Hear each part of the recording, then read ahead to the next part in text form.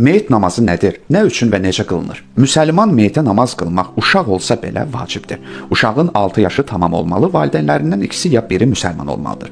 Meyit namazı vacibi kifayidir. Yəni ona namaz qılmaq hər kəsə vacibdir. Lakin biri qılsa, digərlərinin boynundan düşür. Bu namazı tək də qılmaq olar, cəmaatla da. Meyitə qüsul verildikdən və onu kəfənlədikdən sonra, lakin dəfn olunmamışdan öncə namaz qılmaq lazımdır.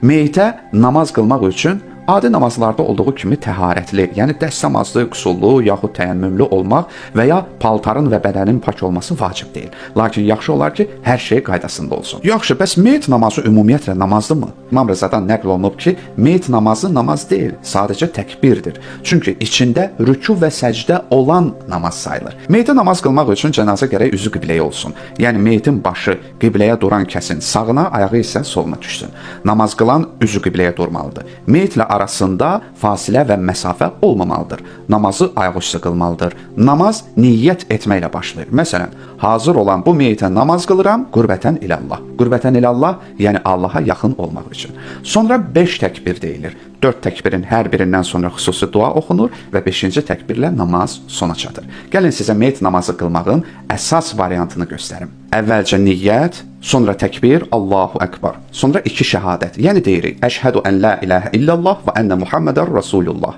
Yəni şəhadət verirəm ki, Allahdan başqa məbud yoxdur və Mühəmməd Allahın elçisidir. Ardınca 2-ci təkbir deyirik. Allahu Ekber və salavat deyirik. Allahümmə salli ala Muhammedin və ali Muhammed. Yəni ilahi Məhəmmədə və ailəsinə salavat göndər. Sonra 3-cü təkbir deyirik. Allahu Ekber və müsəlman və mömin kişi qadınlara dua edirik. Allahümmə qfir lil mu'mininə vəl mu'minat. Yəni ilahi mömin kişi və qadınları bağışla. Ardınca 4-cü təkbir deyirik. Allahu Ekber və meyit üçün bağışlama diləyirik. Allahümmə qfir li həzəl meyyit. Yəni ilahi, bu meyiti bağışla. Əlbəttə qadın və ya 2 nəfər olduqda ifadə dilə uyğun dəyişir. 5-ci təkbiri də deyir Allahu Ekber və namazı bitiririk.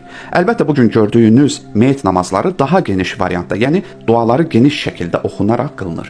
Bunu isə fiqh kitablarda tapa bilərsiniz. Əhl-i sünnəyə görə meyit namazında 4 təkbir vardır. 1-ci təkbirlə namaz başlayır, ondan sonra Allaha həmd edilir, 2-ci təkbirdən sonra salavat deyilir, 3-cü təkbirdən sonra meyitə dua edilir, 4-cü təkbirdən və salamdan sonra namaz sona çatır.